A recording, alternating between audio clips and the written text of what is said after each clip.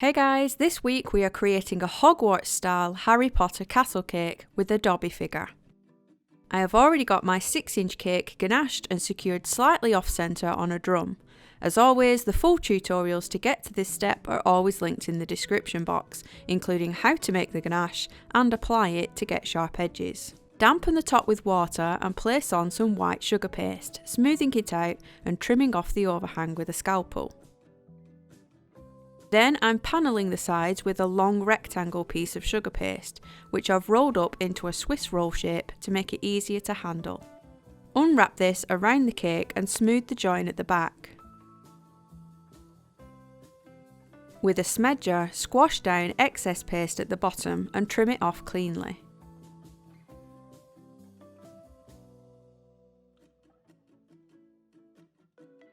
Now rest your scalpel gently on the top paste, cutting all the way around to make it flush. Give it a smooth over, but don't worry too much as we're going to be texturing it. I've got a Katie Sue cobblestone mat, which is my go-to for castle cakes. I use a smoother to help even out the pressure. Run your fingers down the impression mat to transfer the design, but don't go too heavy on the outer edges, otherwise it will leave a line. Avoiding the edges will help your pattern to look a bit more seamless. Go around all the bottom of the cake and then at the back only apply pressure to the empty area so you don't overlap the texture too much. Now line it up for the top edge and also work on the very top of the cake, working from the outside in.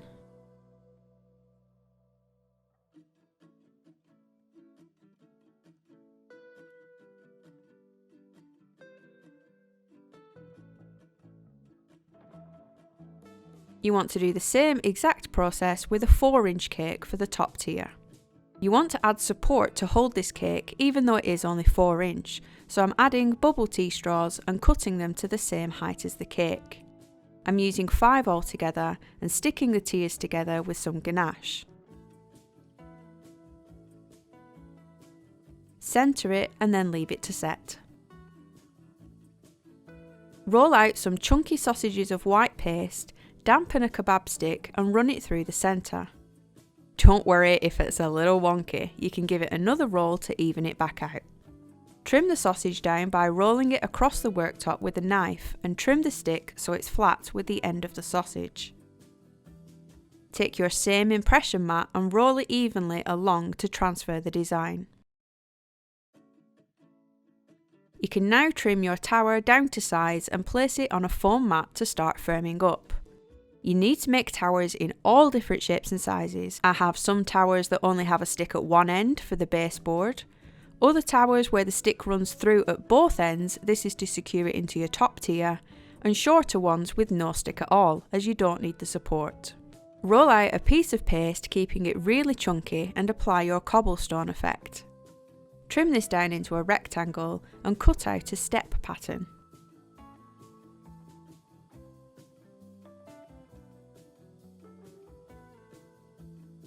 Place this on a foam mat to firm up. Now cut out another piece a bit thinner and using a scalpel cut out an arch shape.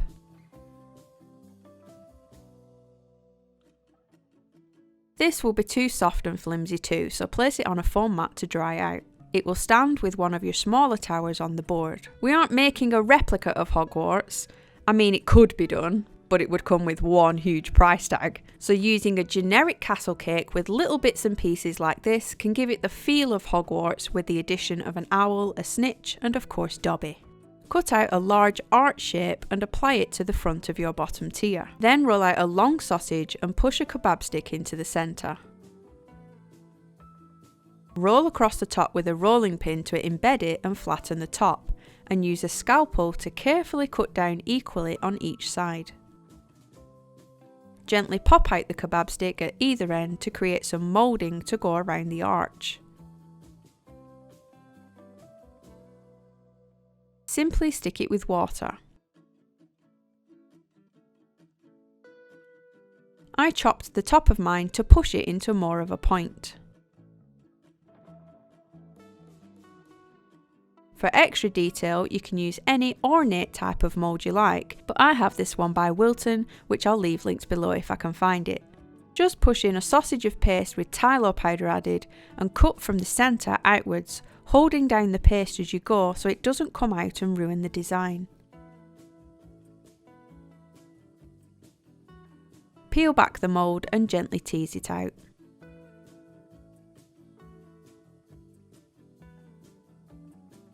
Stick this on the inner edge of the moulding just to give it a bit more interest.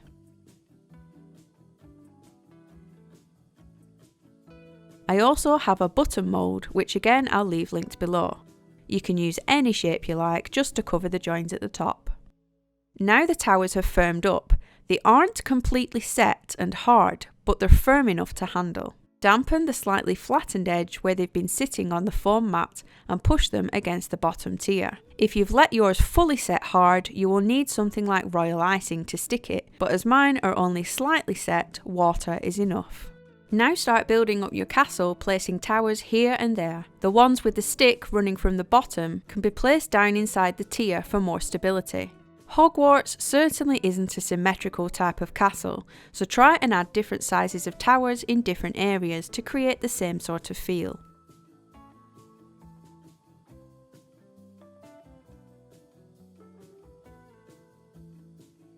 As the steps also aren't fully set, I'm able to bend it slightly to the contours of the top cake.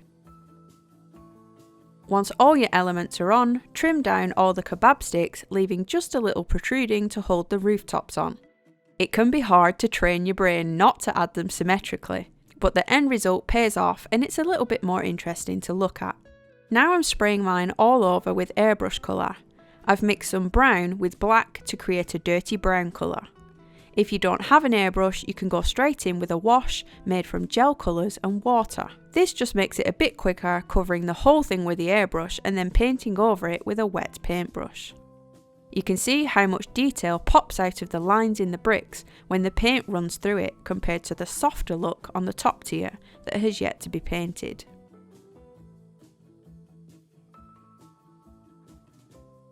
Take some kitchen roll to dab off any excess drippy paint and water before going in with the same colour, adding shadows and depth.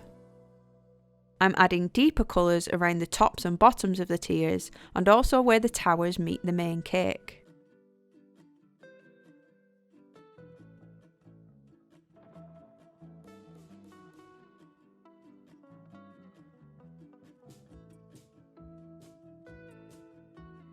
Once it has started to dry off, add a brown arch shape inside the front of the castle, marking in wood grain and doors with a Dresden tool.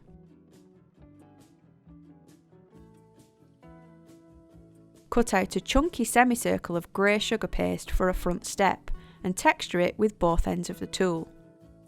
Now usually I would use the toilet seat method, and it can be done, but it's going to be quite fiddly getting it around all the towers and arches. So another way is to just add on little blobs of paste, texturing it and pushing it into all the gaps with the Dresden tool. Just patch them together and the texture hides any seams.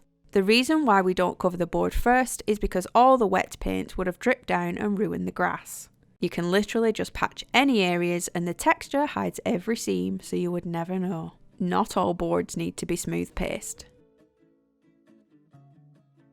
Now make a big ball of deep grey paste by mixing white and black together. Roll a ball between your hands to create a point and then place it on the worktop, using your hand to roll it into a cone shape. Keep your palm close to the worktop, which will create the point, and then angle the rest of your hand upwards to help mould the shape. Then cut off the bottom flat to finish your rooftop.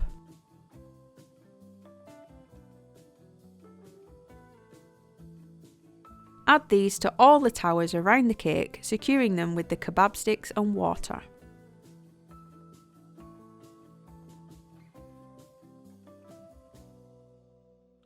Dobby's body starts as a white, chubby cylinder placed on the front ledge with water. With the large end of the Dresden tool, push in a hollow at the bottom where his legs will come out. You can push the top against your finger to create a jagged edge for the material. Mark in the folds on his outfit, pushing down with your finger to make them look like little swags.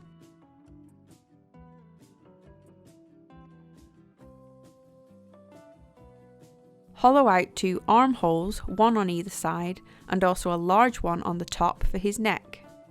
Push your kebab stick down through the body to secure him to the cake and also hold his neck and head. This can sometimes squash the body, so jiggle it back up straight. Add in a few more creases. I've mixed some Renshaw's flesh with white to make it paler. Roll out a thin sausage and flatten one end with your finger. Trim in 3 lines to make 4 toes and separate them, gently rolling them between your fingers to round them out but keeping the ends pointy. Bend the sausage where his heel would be and pinch the rounded bend into a bit more of a point.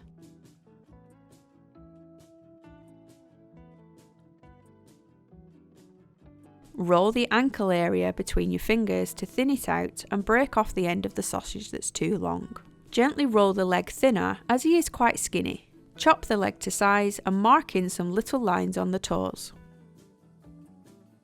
Stick the leg inside the hollow, covering it with the top material and pushing in a knee shape. As Dobby is quite shy and bashful, I've pointed his toes inwards and also his knees.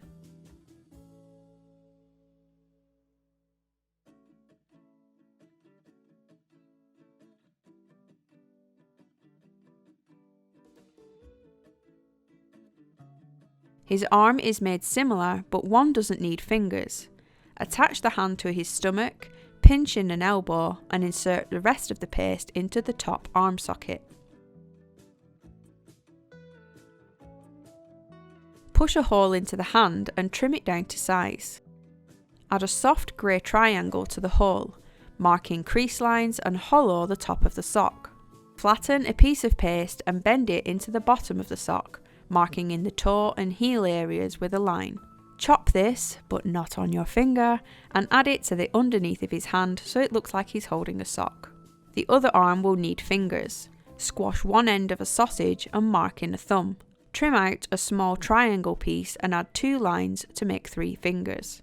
Again, separate them and pull them into points. Roll your fingers underneath the thumb to make a wrist and thin out the rest of the arm.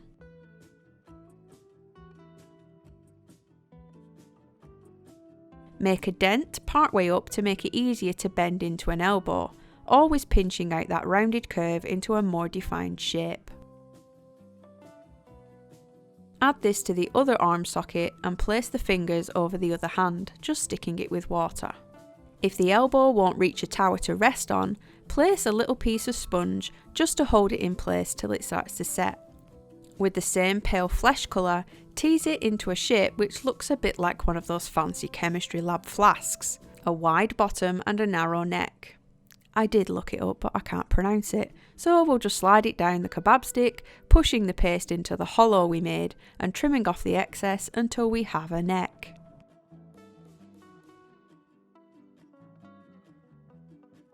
Roll 2 small leaf shapes from the white and attach them above the left arm as the little ties on his outfit, joining both of them together with a ball of paste for a knot. Whilst that sets, we will work on the head. Start with a ball and run your thumb or finger across the centre to make the bottom protrude out more.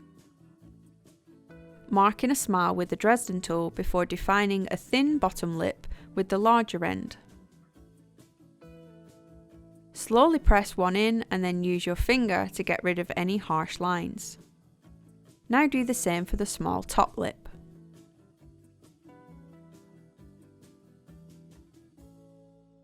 Push in little dimples at the ends of the smile and start to hollow out the eye socket area, making them deep and round.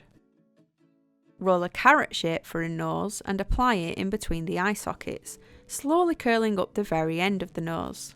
At this point, all I can see is Gru from Despicable Me. Blend the top up into the forehead and the sides into the eye sockets. Pop in little nostrils at either end and then smile lines from the nose down past the smile. Now he just looks like a slightly older Gru.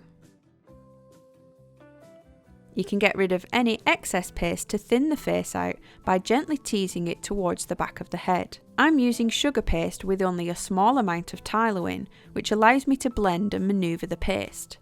Too much Tylo will make it more difficult for you. Now add in round eye sockets in the holes we made and fill them with white balls of paste before flattening them down. And tiny green balls, again flattening them to the right size before filling them with black pupils and white catch lights. Tiny tapered sausages go above the eyes for top eyelids, and also some lower ones. I was clearly too eager to add in the forehead lines and other wrinkles before adding those.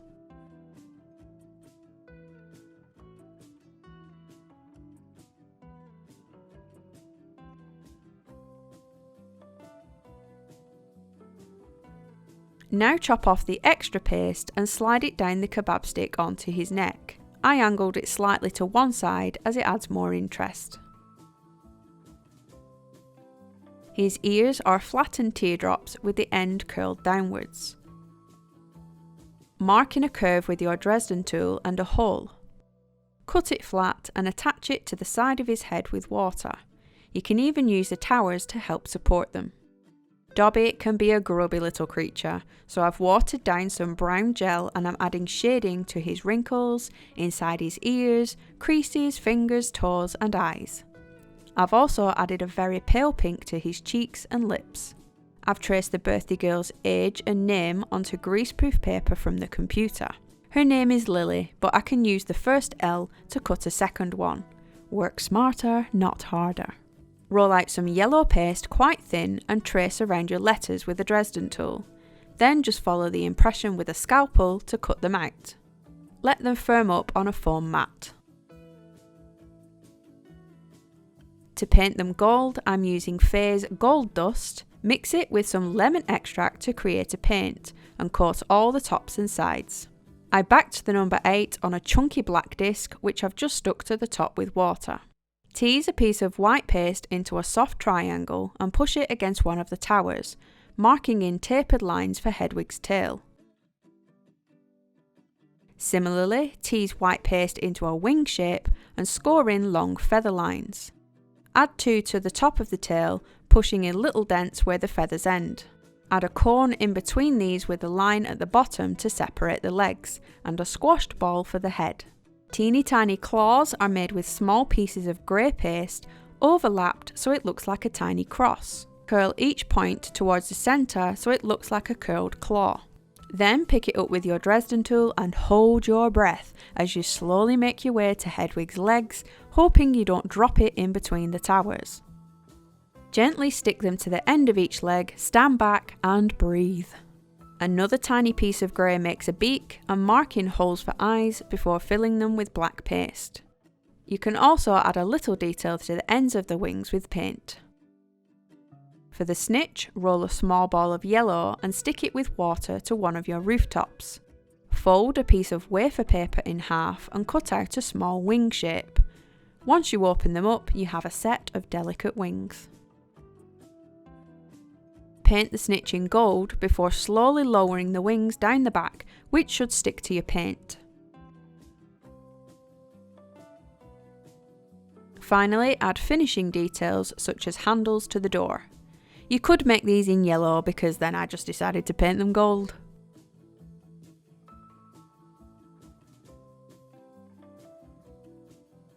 Stick the name to the board with water and add some bushes with a lighter green paste, just poking random texture in with the Dresden tool all the way around the cake.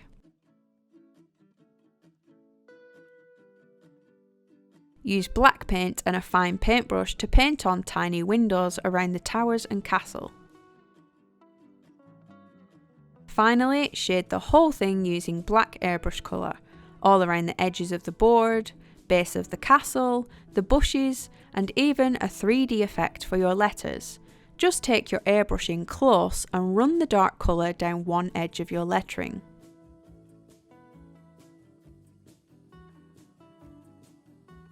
Also add shading to your rooftops.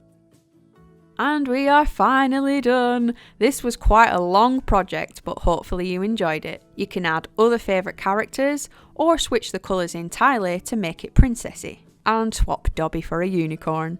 There's lots of scope with this design. If you enjoyed it, please leave me a comment below, and if you're not subscribed already, please do to see what's coming up next week. Bye guys.